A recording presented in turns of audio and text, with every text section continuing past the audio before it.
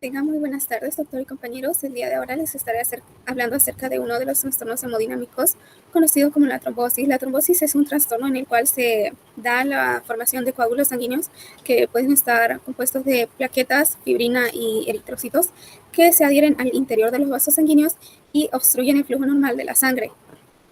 Normalmente son tres factores que predisponen al padecimiento de la trombosis y son conocidos como la triada de Virchow. Entre ellos se encuentra el factor de la lesión endotelial. La lesión endotelial ocurre cuando se altera la estructura normal del endotelio del vaso y puede estar ocasionado por el tabaquismo, por lesiones, traumatismos o el aumento del colesterol que en sí produce las placas ateroscleróticas o agentes infecciosos. El flujo sanguíneo normal es otro de los factores y en sí puede ser un flujo con turbulencia o éstasis. Turbulencia es un flujo sanguíneo que es muy rápido y en diferentes direcciones, y éstasis es un flujo muy lento que predispone a que las células se encuentren, choquen entre ellas y se formen más fácilmente los coágulos sanguíneos. La hipercoagulabilidad es el último factor y en sí puede ser primaria cuando se debe a factores genéticos como la mutación del gen de la protrombina, o secundaria cuando es adquirida por algunos factores como estos de aquí. Los trombos pueden ser venosos o arteriales. Son venosos cuando, más que todo, cuando se producen en regiones donde hay éstasis, un flujo sanguíneo lento, muy lento, en pacientes que han pasado por un proceso quirúrgico y debieron estar en cama por mucho tiempo. Se produce éstasis y se forman trombos, más que todo en miembros inferiores como las piernas. Estos trombos normalmente migran en los vasos sanguíneos hasta llegar a un vaso sanguíneo de menor diámetro, un diámetro menor que el émbolo, porque cuando el trombo empieza a migrar se convierte en émbolo, causando embolia.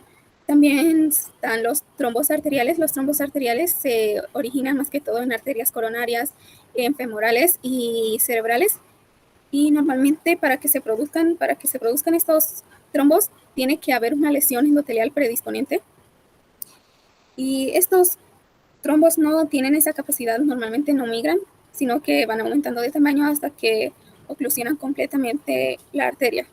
Los trombos pueden evolucionar de diferentes maneras, como por ejemplo la propagación. En la propagación el trombo va aumentando de tamaño porque se le va agregando más plaquetas y más fibrina, y aquí hay mayor riesgo de que se ocluya completamente la vena o la arteria, causando que el flujo de sangre sea interrumpido completamente.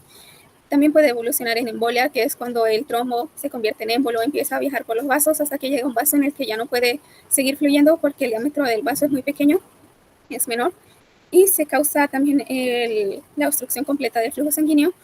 También se puede dar la disolución, que ocurre más que todo en trombos jóvenes que se produjeron por primera vez, y de la eliminación de estos trombos se encargan los factores fibrinolíticos.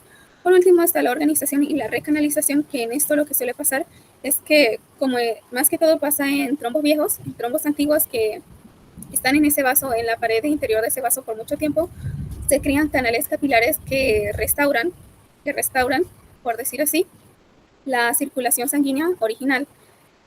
En sí lo que pasa es que el trombo forma parte de la pared endotelial del vaso. Eso sería todo con respecto a la trombosis.